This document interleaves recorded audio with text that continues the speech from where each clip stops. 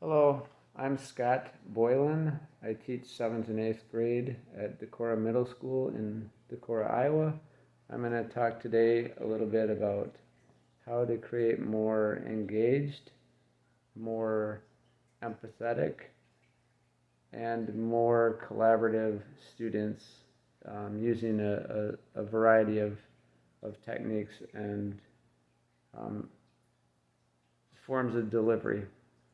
So I'm going to start this out with a question, or to have you think about the concept of our theory of gravity.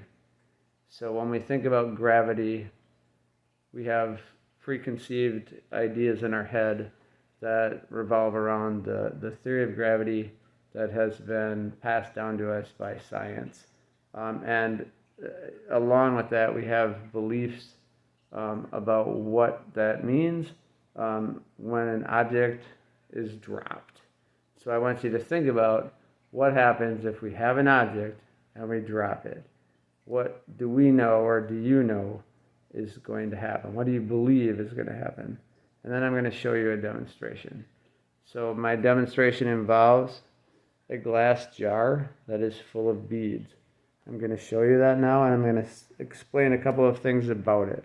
So here is the jar. It's full of beads. Those beads are all one continuous strand. If you can see that. So there's one continuous strand of beads in this jar. If you look at this jar, you see a bunch of beads together. They're regular party beads, or regular parade style beads. And I want you to think now about what would happen if I took these beads and I pulled, on the end and then let it just drop over the edge. So if I drop those beads, what does your concept of gravity tell you is going to happen? So I want you to predict what you think will happen, and then what evidence you might be able to collect as you observe, because I'm going to show you what does happen, and I want you to continue to think about why this happens and what this means to your concept of gravity, or our collective concept of gravity. So here goes. I'm going to drop this over the edge. Again, I want you to observe what actually happens to this chain of beads. Okay, a little countdown. 3, 2, 1, go.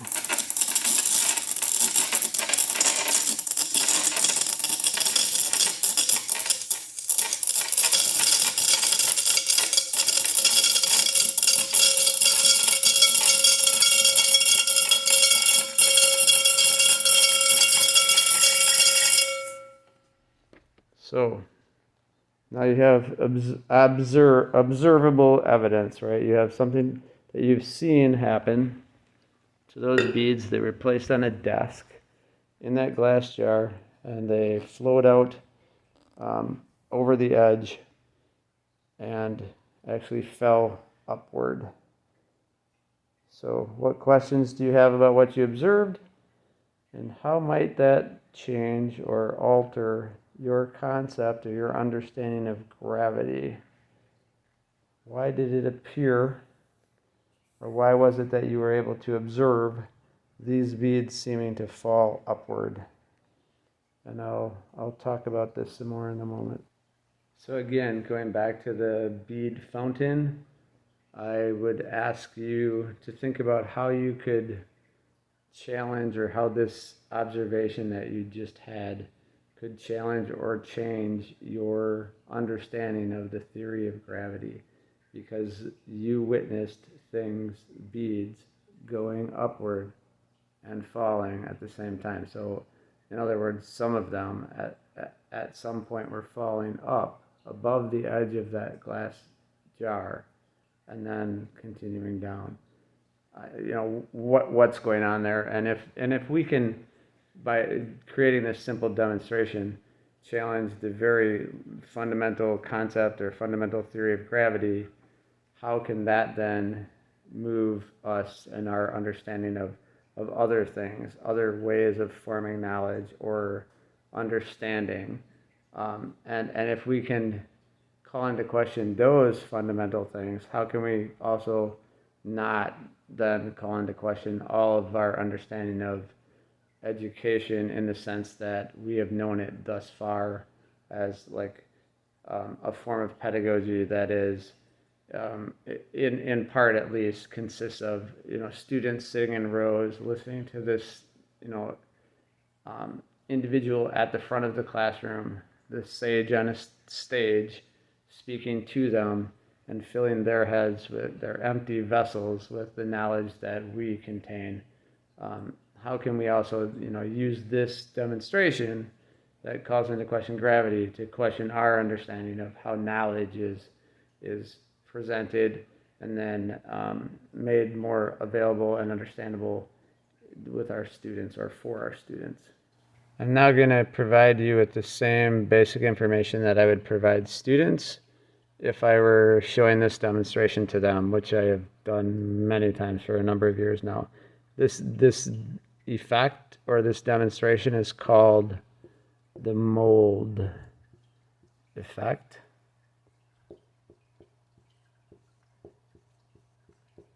And if you want to, you can Google it. It's a physics problem that has been looked at by the physics department at Cambridge. So a very interesting problem, one with a very complicated and complex answer. Next, I'm going to take you on a bit of a jump from the bead fountain problem, and much in the same way that I would with my students. I'm not going to provide you with the answer. I'm going to leave you to think about it and to see if you can come up with an answer to this problem as far as the physics goes. Then I'm going to ask you to think about some other things that have to do with student engagement and the creation of empathetic minded and democratic students who have compassion and understanding for a variety of different people, races, religions, and cultures. One way that I've gone about doing that or working on that with my students over at least 10 years now has been to use the internet and to use Zoom and previously Skype and other forms of blogging to have my students be in contact with students from various places, backgrounds, and experts from various places and backgrounds. One of the most recent examples of that I will show you a little snippet of is an interview. This part is presentation from a woman from Ukraine who I was able to get a hold of and who Zoomed with my students just 2 weeks ago. So here's a tiny bit of that. And the border. This is Kyiv. By the way, this is Chernihiv. This is Chernihiv, where my parents-in-law are from. So they are very close to the border. And imagine, so I thought Kyiv to be a bit far from the borders, and I thought borders would be the most dangerous place. Like border towns would be the most dangerous places and the first targets. And here we have Hostomel, which is about 50 kilometers, like 30 miles from Kiev, and they are trying to take it. And so in the evening, we went to the balcony, and we live in this apartment building on the 6th floor. And we went to the balcony and just observed what was happening here. And we saw flashes there. And then in a while, there was the sound travel. It takes for the sound to travel a bit. So at first you saw the flash, and then you hear the sound. So again, a little bit of the interview via Zoom that my students had the opportunity to listen to, and actually have stayed in contact with Natasha, who is from Ukraine. So I want you to think about how that might help them to feel more connected to an event that's taking place a half of a world away. Next, I'm going to just mention a couple of things from the readings that we had for this project. Westerheimer's What Kind of Citizen, from his book I have here. I just want to show it. What Kind of Citizen, that reading from is What Kind of Citizen Educating Our Children for the Common Good. In chapter 5, he talks about the idea that we want to create students who have social justice oriented citizens, who are individuals who know how to critically assess multiple perspectives. So, again, so thinking about this opportunity to speak with Natasha from Ukraine, how is it not possible for that to be somewhat tied to that idea, right? So that these young students are able to actually speak with a person from Ukraine, to hear her speaking, to see her, and to ask questions and have them answered directly by someone who's there. It's a pretty direct connection, gives them the opportunity to think about those things and to actually ask what they're thinking in real time. And again, then to go one step further with this, looking at John Dewey's thoughts as Fishman and McCarthy brought them out, or brought them to paper in their book. It talks about how Dewey thought it was very important that we look at ways of communicating and our evolving abilities to communicate, and this was it, before much of the modern types of communication that we have today, beyond early use of telephones, basically. So today we have the ability to communicate instantly with all kinds of people all over the world, and that's what I'm going to talk about next. Before I dive deeper into the communication part, though, I did want to mention that in this article, Dewey is pointed out that he believes that we, if we teach indirectly and borrow a page from our non-school learning, that often we're able to arouse student interest and have our pupils be a more engaged and less mentally truant or more attentive, which is part of what I use that bead fountain demonstration for as well. Next, I wanted to point out one of the ways that I was able to connect with a large number of different students and their teachers over, again, more than a decade now. I have used this website, which is British Council Online. It is a website that was set up in Great Britain to partner schools all around the world. So it's been a great resource for me to connect with students and, like I said, in their classrooms and their teachers across the globe, literally, from places like Australia to Russia to India, Pakistan, Sri Lanka, Japan, South America, Central America. The numbers of different places I can't even keep track of anymore. It's been a large number of different places at this point, and I wish I had a better handle on exactly how many of them there were. That would have been helpful, for this talk, as well as just for my own benefit. But using this to connect classrooms is fairly easy. You can set up an account online free, and then work to connect with other classrooms. So like there's kind of a step-by-step formula here, or they walk you through it. Before you find a partner, find out more about what it is that you want to do with this, and then finding the partners, establishing a partnership, sustaining a partnership, etc. There are other forums obviously available to do this as well, but I think that in doing this, you're able to build at least a sense of understanding in students, and have conversations that they would not otherwise be able to have, especially in the rural Midwest, which is where I teach, and then be able to communicate and collaborate and cooperate with students across the globe, on the other side of the globe. I have done projects using WeVideo with students in other places. I've also used to create, with my students, collaborative documentaries or collaborative videos that are about, their culture or their foods or the things that they like to do or their favorite places. And I've used other programs as well now, like Flipgrid for simple, quick exchanges, and things like that, even Padlet.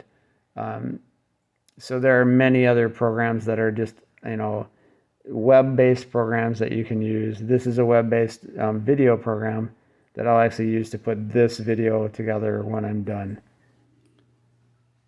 A few of the things that I would like to mention as far as the things that I've learned, pitfalls, problems that I've had with this over the years. One would definitely be, trying to make sure I teach in a standards-based school right now. I'm often asked, to be able to align what I'm doing with students in this type of instance with a standard. Sometimes that can be a creative type process, but I do think, I guess, as Dewey and others have thought in the past, that it's important to be able to have our students understand the idea of a global society, a global community, and even just in our United States. I've also Zoomed or Skyped or interacted with students in classrooms all over the United States in things like the Global Read Aloud. So I guess there's just so many advantages to this that I think that it's worth the effort to try and utilize the tools that we have in front of us. Pitfalls have been things like, relying on other teachers in other places to do things, and sometimes they have not done them. That can be kind of a difficult situation to navigate. Or having students, in a classroom far away within this country or outside of it who aren't holding up their part of group work, and then trying to navigate that, or just dealing with things like time differences and time zones, like working with kids in Australia or New Zealand. They're an entire day different from us, so that can be pretty challenging to try to deal with. So some of those things, when you're asynchronous, it can be challenging. Again, things like now with like Google Docs and things like that, you can utilize those programs and platforms that are so easy to use, and they do not rely on anyone having to be synchronous, and they can work on them at their own pace collaboratively. I think that's phenomenally powerful in the end. So again, I guess as far as pitfalls go, I think that there are fewer pitfalls than there are advantages to doing this or to utilizing this type of opportunity. So I would say, if you have any thoughts or issues or questions, I'm certainly willing to talk about it. I have been doing it for a very long time and used many different platforms and different ways of communicating and finding others to collaborate with or to have students talk to or learn from or learn with different projects. So interest of time, I'm not going to go into all of those. To add in my own reflection as far as how I might be able to revise what I have done, as far as doing so in accordance to what I've read, in this class, in the readings. I think that I would continue to work toward offering more suggestions or ways that students are able to think more critically about what situations the people that we're communicating with may be dealing with beyond what my students have to deal with. And then the whys of that, why is that? Why are there these differences?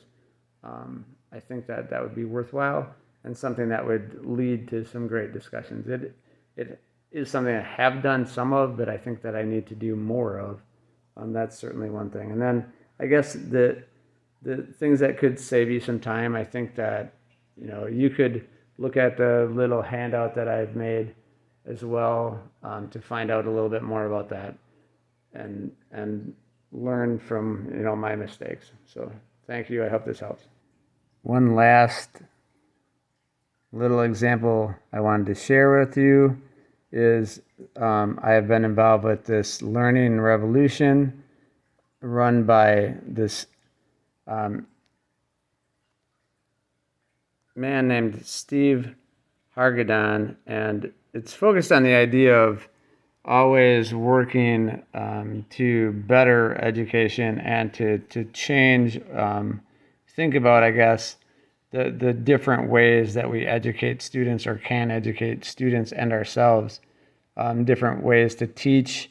And so within this learning revolution, there have been webinars and multiple summits.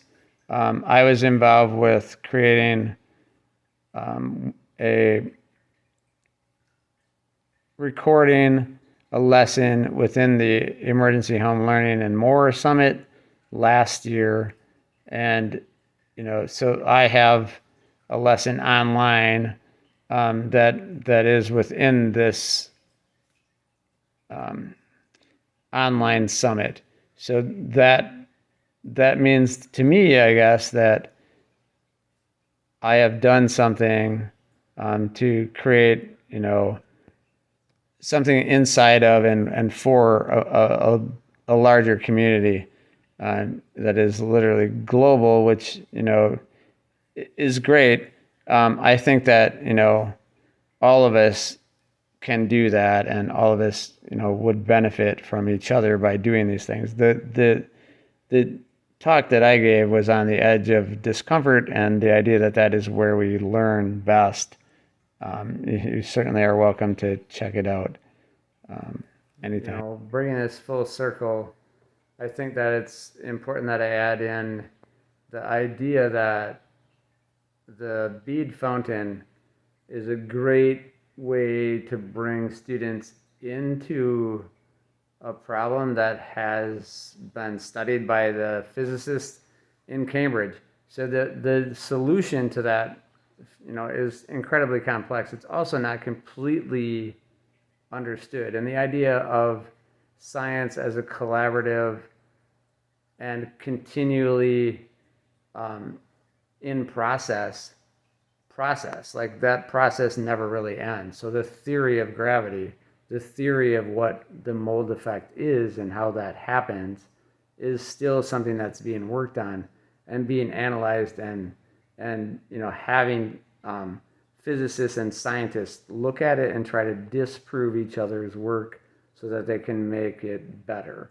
That whole concept is also one that's very democratic, collaborative, and requires a great deal of communication, understanding, and the ability to take what other people have to say think about it, and not be offended if they're essentially telling you that you're wrong. That's a super important skill for kids too, and one that takes some time to develop.